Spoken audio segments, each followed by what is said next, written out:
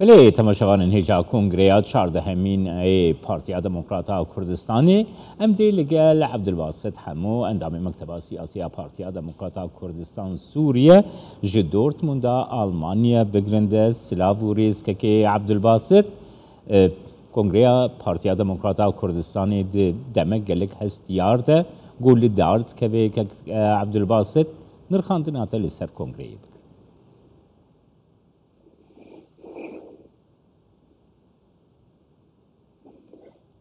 بار باش که جمال بپیشیده پیروزایی که گرم جناب سروک مسعود برزانی سروک گل کرد نشانه نتاوی گل کرد پیروز دکن سرکفتن و هلبجارتنا و جاره کدی سروک پارتی دموکراتی کردستان ده همان دمه ده پیروزایی گرم نشبوی که نچیوان برزانی سروک حریم کردستانی و کاک مسرور برزانی سروک حکومت کردستانی و همون پارتی دموکراتی کردستان لیدر و کادروی گبراستی امگل کرجی پیروز دکو خوا پیروز دکن ویرو جا پیروز و ایرو پارتی دموکراتی کردستان کنگره خوی 14مین لیدر خن دهوکه براستی او کنگره کی دیروکیه وقتا کی هستیار ده دم گل کرد و منطقه و رجلات نبی داره پیر درباست بی بجداربونا جناب سروک مسعود برزانی وک سمبول وک رمز نشانه یکیتیا گل کرد گبراسی وک پارتی دموکراتی کردستان یکم پارتی دیروکی ده یه هری گورا گو ایرو گل کد و خبات بردوزا گل کرد و نتوا کرد و ما في گل کرد هاتیه جسم دانتن دیروکا دامزران ما خوچلو شاشا حتی رجا ایرو براستی ایرو چاوه گل کرد هر چار پارچه کردستانه لدهو که لوی کنگره او کنگره نه کنگره پارتی دموکراتی کردستان تنیا کنگره گلی کرد توایی گوبناوی پارتی دموکراتی کردستان د مهرا دیروکا گلی کردستان هر چار پارچه گو دسپیکا تفگر سیاسی خباتا کرد هر چار پارچه کردستان بناوی پارتی دموکراتی کردستان دسپیکا تفگر سیاسی برای که سرکفتن پیشخستن و قابل پارتی دموکراتی کردستان على قدری هر چار پارچه کردستان کرد بتایبت ایرو کردستان سوریایی که عبدالباسط پارتی دموکراتا کردستانی ج کنگره خوی یکمین حتی ایرو ده هر کنگره گو پیکانی ده هر زیده تر جمعور بویا پینگاوین به استراویتنه آستا آرمان جین خواه بلندتر کریه دوی چرچوی ده گر نرخاندن آتا بگرم پشتی کنگره 14مین پارتی دموکراتا کردستانی الگورا باهوریات او هست و داخواست و هیوین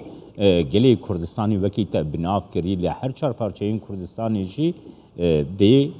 پیشوازی دلخوشی جه کنگره پارتی دموکراتا کردستانی ببینه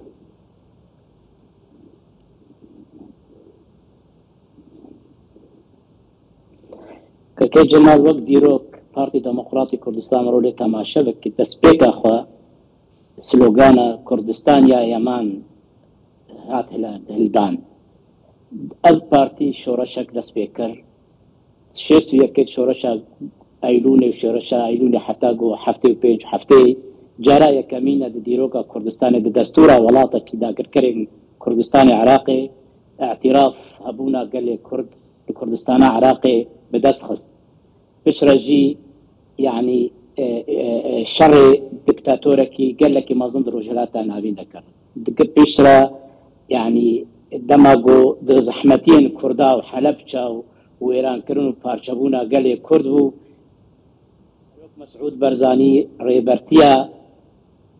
خباطة دبلوماسي كرو سرقتيا برايا كردي صالح هشتي وحشتا ذكر دهمان دمين صالي نوتي دا قريبو ببي وقت سمبول ويكيتيا قال كرد هالبجارتن انتخابات جارة كمين ديروكا كردادا و برلمانك هات حكومتك هات مزراندن ببرياراوي وشاوانا كوكيان كردا قريبو بسربخي بالريبرتياوي دهمان دمي دما شارع صدام حسين روخاندناوي شاوا قريبو كردا بأواكي بجين فيدرالي وحكومة ذاتي واتونومي دست بكر حمو أركي بيت بارتيا وبسروكاتيا مسعود برزانی سر بازا نمر برزانی گو بنگها خباتا نتوی هر چار پارچه کردستانی نده سروک مسعود برزانی بخباتا خواه بحاضر بونا خواه بحلم خو بحكمته خو بو دليبي هر چار پارچه کردستان دا کاری بو کردا بگنوی قوناغا فدرالی ایرو گو دسکفتا کی مزنا ده همان دمه دا جی دماغو بريبرتي اوي ببريار اوي ومهندسي اوي بريار رفرندومي وقال كرد خونا كردستان ودولتها كردي بيك بي تبلولوجي ناكوكين كومبلوين دولتها نسر سريوي لكاريبو هبونا قال كرد سر بيا بهلي وبسر بخي وإيروجي كونغرا بارتي ديمقراطي كردستان همان دمه دا بردواما سرفيري بازو خباتو وبرخدانا جو وك سلوغاني هاتي داني آزادي وديمقراطي ودات پروريا وبراستيجي سايا بارتي ديمقراطي كردستان وك صمام الأمان وك جارانتيه فكرة نتوي هر چار پارچه کردستان دت فرضه ایرو سروک مسعود برزانی بآماده بونا و بحاضر بونا و باندام پارتی دموکراتی کردستان راستی سرکفتنه که جبونی هبون گلی کرد و همان دمجه وی باندورک پوزیتیف خورتایی بگه لحمو تفگر سیاسی کردی پارچه کردستان دیگو کاربن بهتر هیوی و آرمان جه خود سر پیا خورتر بکن داگو پارتی دموکراتی کردستان ببین وک نمونه جوارا وک سمبول وک خبات جوارا و نشان انو یکیتیا گلی کرد هر چار پارچه کردستان داگو کاربن یکیتیا خو و هف گرتنا خود سر پیا بهلن وک چاوا پارتی دموکراتی کردستان او تابلوها وكك مسعود كك نشروان برزاني كك مسرور هبتوها هم بيز دكن ابانا سمبولا روحوا نتواقل لي كرد جو براسي محموا شهناز دكي سروكاتيا جناب سروك مسعود برزاني جو سمبول ورمزا نتواكر نبس ايرو سروك بارتي ديمقراطي كردستان كيكي عبد الباسط وكي تدس نشان كري بارتي ديمقراطا كردستاني كو ناسنامه وی پارتیا که نتویی دموکراتیکه او تیریجین خو آویتین سر هر چار پارچه این کردستانی کو بنمایا نتویی دموکراتیک کردستانی نهال هر چار پارچه کردستانی خودی زکی گلک مزن پارتیا دموکراتا کردستان سوریه جیل روجاوایی کردستانی کووکی پارتیا برایا پارتیا دموکراتا کردستانی دوی چرچوی ده او سرکفتنا کنگره کاری چه باندوره که زیده تر ریبازا نتویی دموکراتیک یا کردی بکن فرم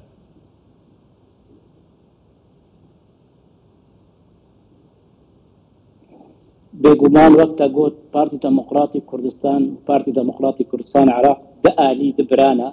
ده شاخن وقتشاوا جناب الشهيد كمال درويش گوت شاخي ده داركينا راستی جی ایرو سرکفتنا پارتی دموکراتی کردستان سرکفتنا پارتی دموکراتی کردستانی سوریا یا و ایرو چاوه ما تمامی دهوکیا و انجام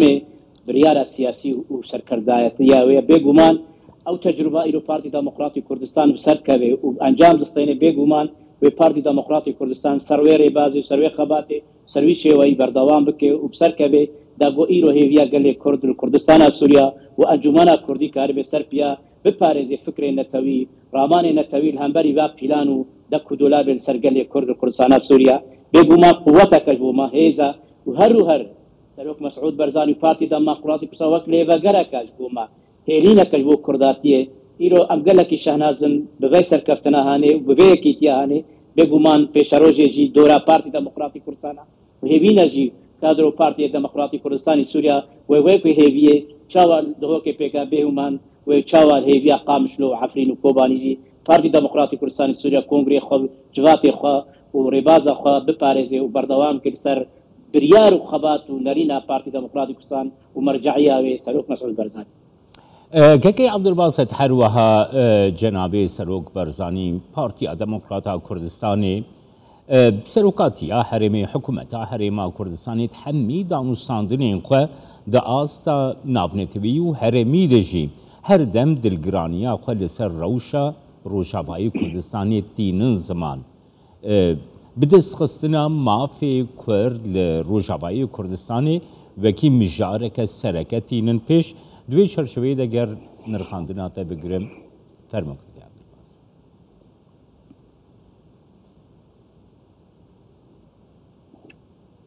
او راستا يعني او تشتيقو إلو سر كردستان سوريا و بلانين دبو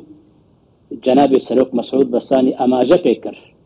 تم دخواست همو جوینیم پارتیین کردی دا انجمانا کردی یک ریزی و پاراستنا مافی و برجواندی گلی کرد لی مخابن کمپلو پلانین خطه سینور کردستان سوری خواستن ناکۆکیان دنابەرە کوردستانە سووری و دۆزا گەلێ کورد کوردستانە سووری بخن بازارە فرۆتن و کوردتنێ دەولەتێن هەرێمی و چ دەولەتێن دیتر ئێگو بازارە سیاسی و بەرژەوەندی خۆکردن لێ جەنابێ سەرۆک مەسعود بەرزانی مادام حتا هەیە هەلبەت هێویەن و ئەرمانجێ گەلێ کورد کوردستانە سووری تم و تم گەشن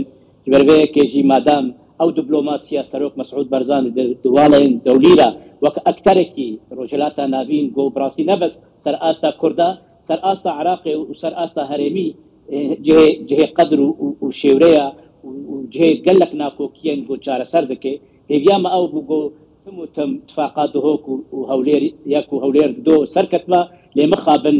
کەسێن قەندی لێ و پشتی قەندی لێ و ئەو کەسێن ئیرۆ دۆزا گەلێ کورد و ئالا کوردی پێ دکن ئەو ئالا پیرۆزی ئیرۆ نیشانە گەلێ کوردە مەخابن ئەوانە ناخوازن یەکرێزیە گەلێ کورد لە ئیرۆ زەمین هاتیە ئەس باوەرم سەرکەفتنە پارتی دەموکراتی کوردستان چارەسەریە سیاسیە کریزا کووردا هەندرێ کوردستانە عراق و تایبەت سەرۆکاتی ئیرۆ ڕێد vekê گۆ چارەسەریەکە یەکرێزیەک مالا کوردی کوردستانە سووری دەست پێ بکەی و ئەس باوەرم ئیرۆ کورد قوناغ گرنگن بەرژەوەندیان ئەمریکا وڵاتên ئەوروپادا بنگەهەکە ئەساسی نەدوا ناکۆکیên ئیرۆ هەرێما ڕۆژهەڵاتە ناوین دنیا تەبلە هەڵبێژ بۆ بەرژەوەندیە کورد حەڤالبەندی هەری گرنگن بۆ بەرژەوەندیên و وڵاتên ئیرۆ پێکەلووکە ئەمریکا و ئەوروپا ڕۆژهەڵاتە ناوین دۆستێ هەری نازک و هێژا و باش و دۆستێ باش کوردنج بۆی وەیەکێ ئەز هەنێکی گەشبینم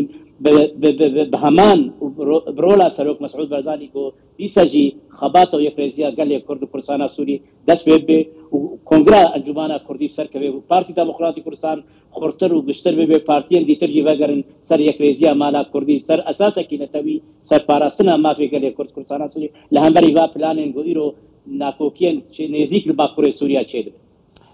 سەرکەفتنا کۆنگرەیە چاردەهەمین یا پارتیا دەموکراتا کوردستانێکەکەی عەبدولباست گۆڕا بەهڤەریاتە دا ئاستا نافخۆیش بۆ ئاشتی ئازادی ئارامیە هەروەها دە ئاستا هەرێمی دەژی دکاری چ باندۆرێ بکە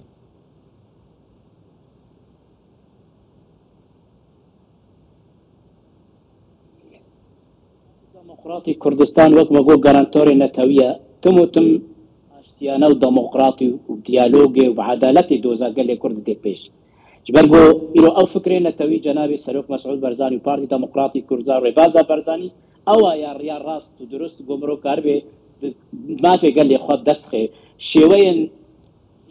و کوشتنێ و شەڕ و تالانێ کورد فەممای سەر نەکەتنە جبەربێکێ دوارێ دیبلۆماسی و دوارێ دانوستانێ عەلاقاتی دەولی هەرێما کوردستانێ بێگومان وێ گەلێکی باندۆرێ بکەین هەر چار پارچەی کوردستان وێ گەلێکی باندۆرەکە پۆزیتیڤ و باشبوون لەنۆدرێ کوردستانە باکوورد بۆ ئەو ڕحێ نەتەوی بۆ بڕاستی گەلێک ساڵە هاتیە ئەفراندن و کوشتن وێ دیسەژی رابێ سەرپیا دە هەمان دەمێدە ژیمەزێنە چاوە شەڕێ ئیرۆ لە ئیران و گەلێ کورد کوردستانە ئیرانە دەرابێ سەرپیا یەکسەر ئیران و ڕژیمە ئیرانی ئێریشی هەربیل دەکەی و ئێریشی کوردستانە عراقی دەکەی و ئێریشی پارتی دەموکراتی کوردستان ایران بەرگۆ ئیرۆ پارتی دەموکراتی کوردستان جناب سەرۆک بەرزانی لێڤەگەرێک هەر شار پارچەی کوردستانەیە بەربەیەکێکی خەتەر و مەترسیە با دژمنی کوردار سەر هەرێما کوردستانی و سەرۆک مەسعود بەرزانی ئەو دەزانین ئیرۆ سامبۆل و یەکیتی و ئاواکردن و گرتنە گەلێ کورد لە هەر چار پارچەی بێگومان باشتر و باندۆرن باشتر لەسەر هەر چار پارچەی کوردستان و تایبەت ئیرۆ لە کوردستانە سووری یەکرێزیاوێ وێ ئەس باوەرم پێشە ڕۆژێ دەوێت دابێن باش بیاوێت سپاسیاتت کەم کە عەبدولباست هەموو ئەندامی مەکتەبە سیاسیە پارتیا دەموکراتا کوردستان سووریە کوژ دۆرتموند ئەڵمانیا تلگەلمە